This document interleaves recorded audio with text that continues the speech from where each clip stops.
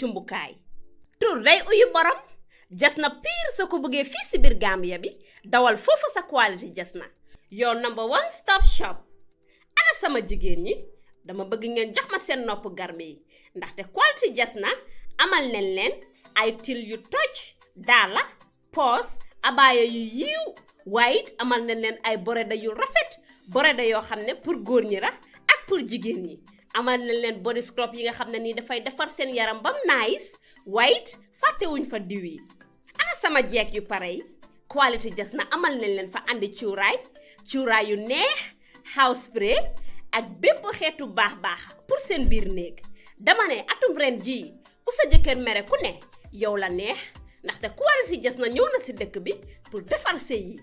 Makeup artist yi bàyyi leen gannaaw ñu ngi leen fa amal ay makeup product yu quality waxu leen léegi nii foofa sa Westfield jàkkaarloog monument bi wala nga jokkoo quality jasna si 250 01 24 ak quality jasna taaral sa bopp taaral sa néeg waaye dëggal sa alaaji aas.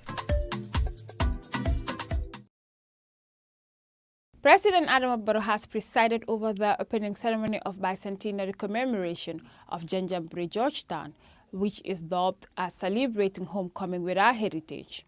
The primary objective of the historic four-day celebration started on the 4th to the 7th of January, which witnessed the revival and showcase of cultural heritage, established a robust rural tourism program, foster social unity within Gambia, and honor the 200 years historical journey of the island. The convergence brought together diverse civilizations, including Africans, descendants of Africa, Gambians at home and abroad, well-wishers for healing and reconciliation through shared history and heritage.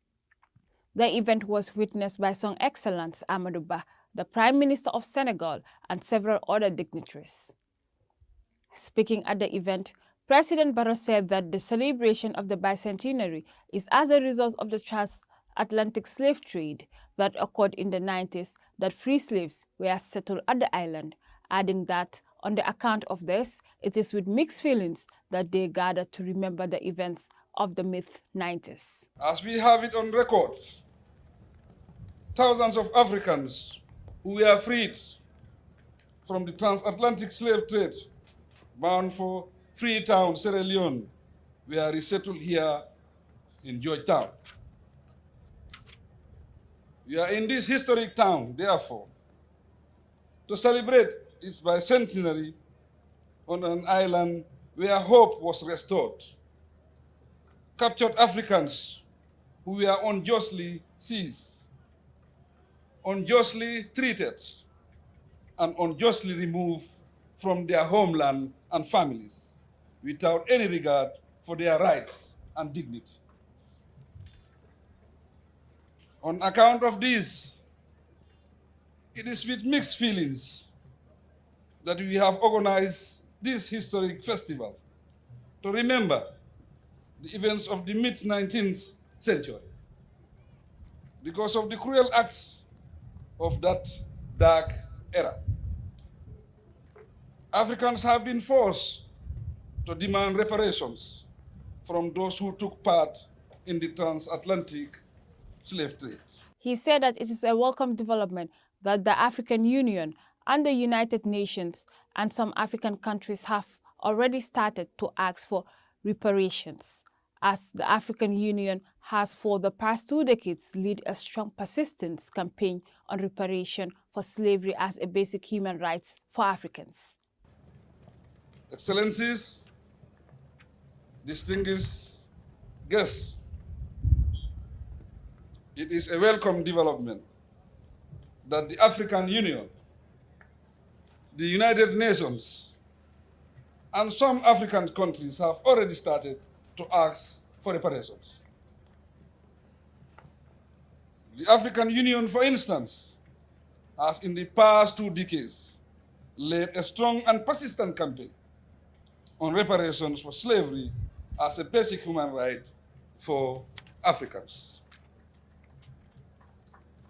Coming home in 2022, at its 73rd ordinary session held in Banjul, the Gambia, The African Commission on Human and People's Rights agreed to set up a committee that would establish a case for reparations. The Gambia will seize the McCarthy Island Bicentenary celebration to use its diplomatic, intellectual, and cultural advantage to promote reparations agenda.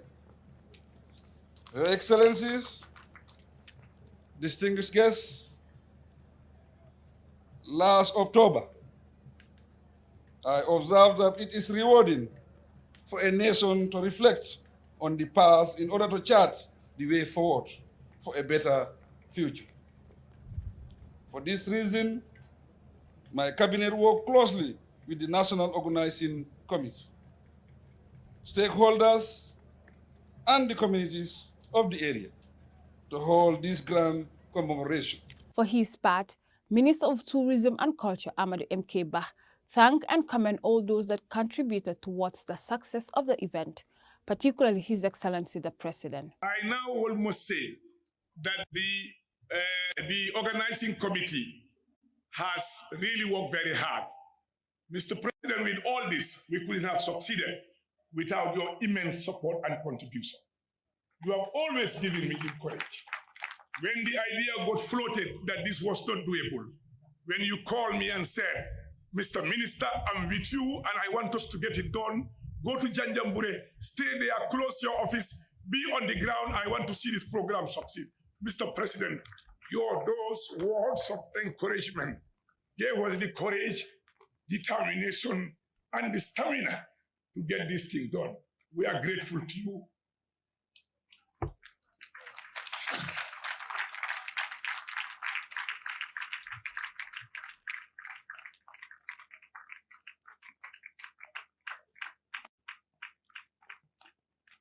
It wasn't easy without you, Mr. President. Without your courage, without your zeal and your stand, we couldn't have done this today. Every effort to make sure it succeeded, you stood up. You mobilized the entire cabinet to make sure that they all stand firm for these things to happen. The governor of CRR, Usman Bah, gave an overview of the settlement and how it is rich in culture and its historical significance. Your Excellencies, we are also celebrating culture and history. The settlement became the home of Kankurang and the first government school in rural Gambia, and it was for a period the capital of the Gambia Protectorate. The island has relics that symbolizes its rich history, such as the governor's office and its well-planned streets with names like Toro Street, Queen Street, John Street, Finlay Street, etc. Your Excellencies, distinguished guests, ladies and gentlemen, on behalf of the community of Janjangbureh and the entire region of CRR, I wish to thank you all for your presence. Together, we have made history today by this splendid display of culture and tradition. Janjangbureh Island was first settled by Western traders in the 15th century, but in the 19th century, it was no longer a visible trading post due to frequent wars between Wulli and Nyani, subsequently became the dominance of the British. The Secretary General of the Commonwealth, R.T. Patricia, Scotland, Casey said, "A profound honor and a privilege to join you here today for this bicentenary commemoration of Janjangbureh homecoming. And for me too, it is a homecoming.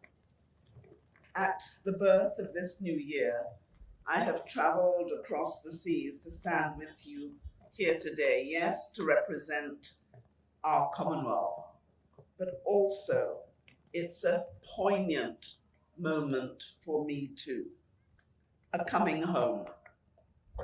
You will know that I can trace 3 sides of my family back to almost 800 years.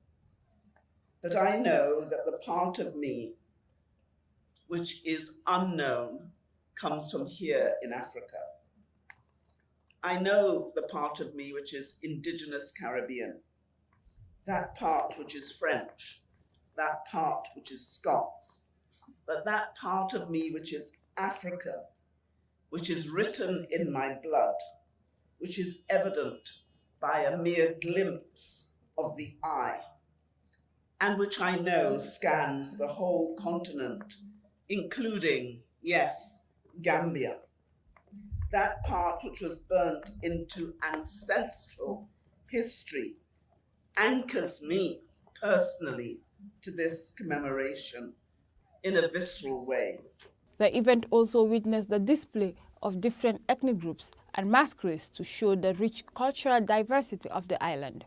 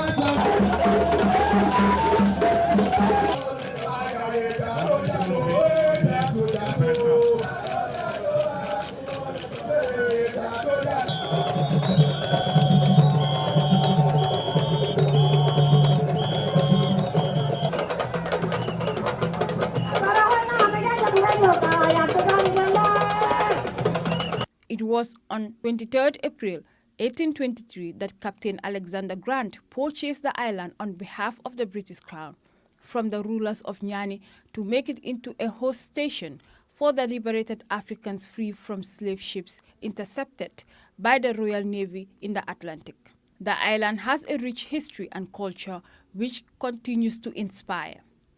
The island is also the birthplace of the Kankuran masquerade and variety of attractions. Aissatou Koli, Gambian Talents TV News.